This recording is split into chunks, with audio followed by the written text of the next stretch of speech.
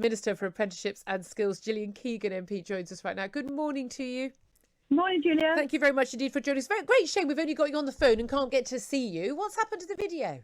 I don't know, but I did my hair and everything. Apparently it's your end. Well, we shall find out. Lots I want to talk to you about. Let's talk about, first of all, what's under your remit as the Minister for Apprenticeship and Skills. A new £7 million fund to launch support more flexible apprenticeship opportunities in various different sectors. What's that money actually going to be spent on? It's actually going to be spent on setting up almost agencies that will manage the apprenticeships employment. So what we have is, for example, the creative industries. Most of the creative industries work in freelance way, project by project. So to try and take an apprentice on for a year and guarantee 20% off-the-job training for one employer is very difficult. So what we've tried to do, the sector came to us and said, we really want to access this fabulous talent pool all over the country, but can you help us? And so what we've worked on with them is, and with other industries, is this ability for somebody to sit above all of those companies and to employ the apprentice. And it will be basically not the money that will be spent on employing the apprentice, but the money spent on setting that up and people to administer that.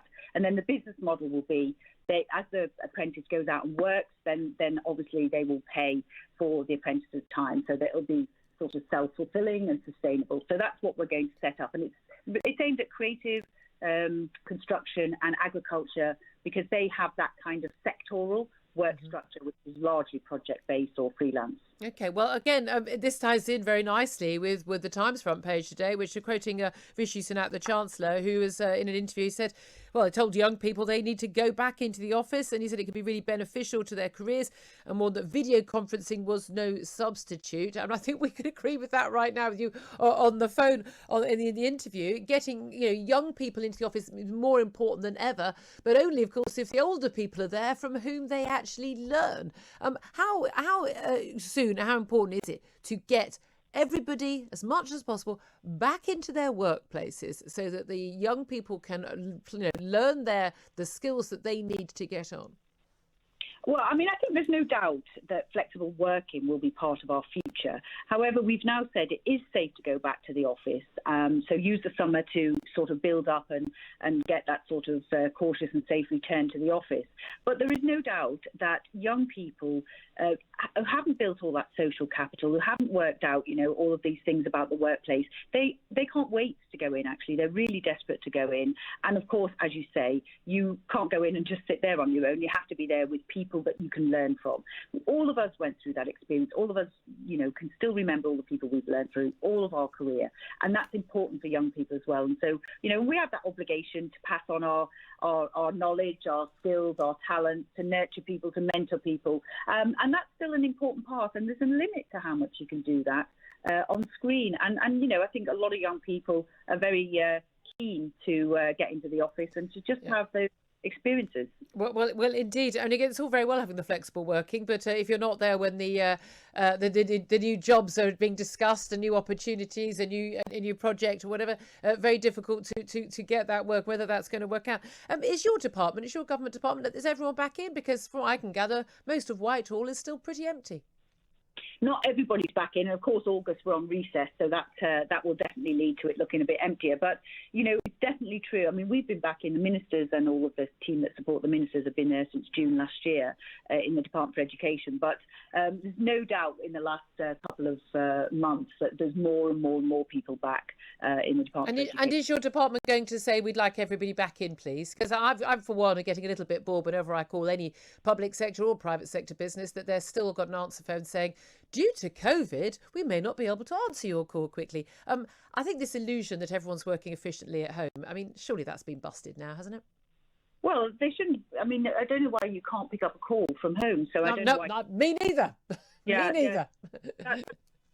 I mean, I think, you can work very productively at home. The technology works brilliantly. Thankfully, the technology does work well.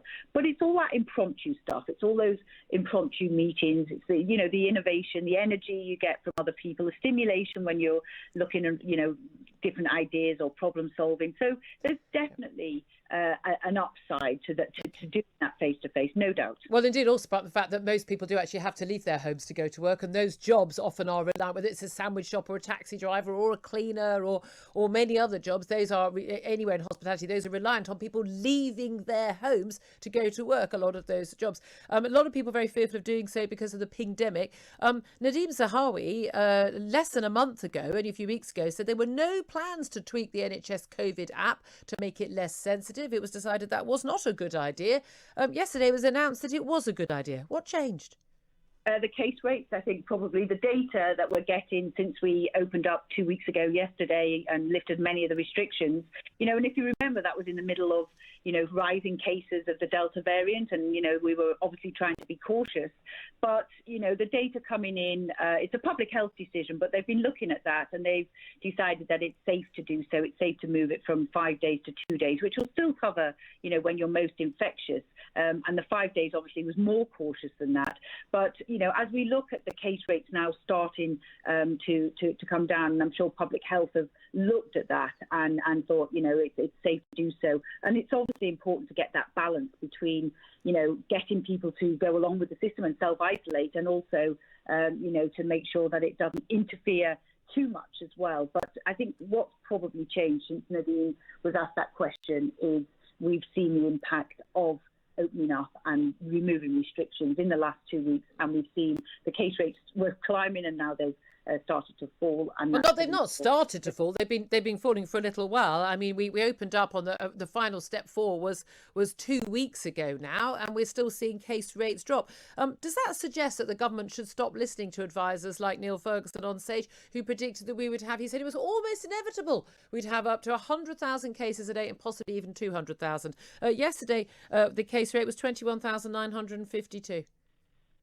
Yeah, well, I'm glad it's that way round and not the other way round. I mean, clearly people make projections, and we've had lots of modelling, and we've had lots of people giving us advice and telling us, either officially or unofficially. But it's good that it's that way round. But No. Let's not give a free pass here. I mean, if an advisor is someone is a formal government advisor and gets to have an impact on the advice and the policies that the government actually puts forward, which affect tens of millions of people's lives, our fundamental freedoms, affected every aspect of our daily lives.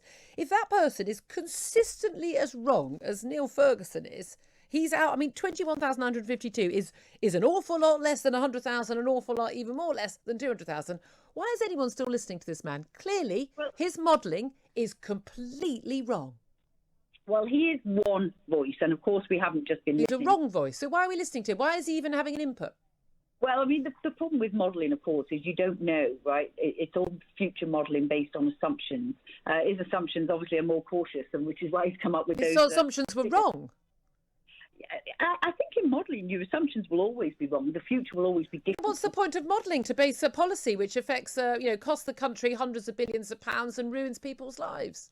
Because it's the best thing you have when dealing with certain situations is to model various scenarios and do a sensitivity analysis, of which he'll be on one side and there'll be others on another side, and then do the best we can. We've always been trying to tread this careful balance between opening things up but not having the case rates go up or introduce new variants as our concern now that we've got people vaccinated. There's always a new concern.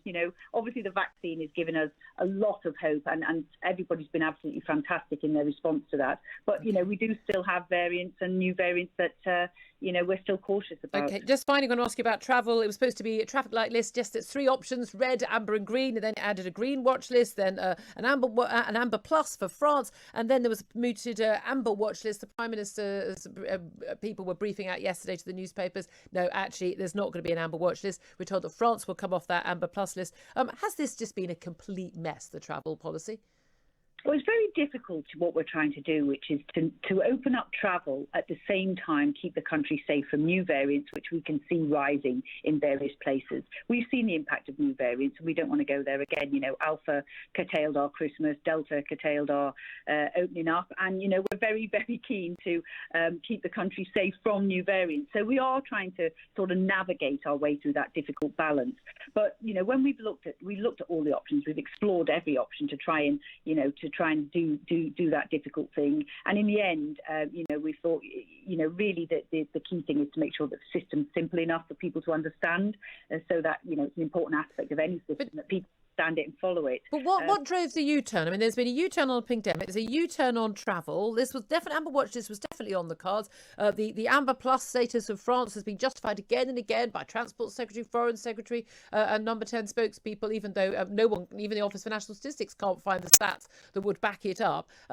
This U-turn has been pushed by the fact you've got a lot of angry Tory backbenchers and a lot of angry Tory members, and you've seen polls going down for the Conservative Party for the first time. Isn't this more about public opinion than it is about science? No, it's not. I mean, obviously we have to deal with different views from our backbenchers all the time. But I think, no, it's really about simplicity. It's about designing a system that is simple enough for people to understand. OK, well, yes, I've certainly not been able to understand it the way it is. Gillian Keegan, MP, Minister for Apprenticeships and Skills, really appreciate you joining us. Thank you very much indeed. 8:19 is at the time. Don't forget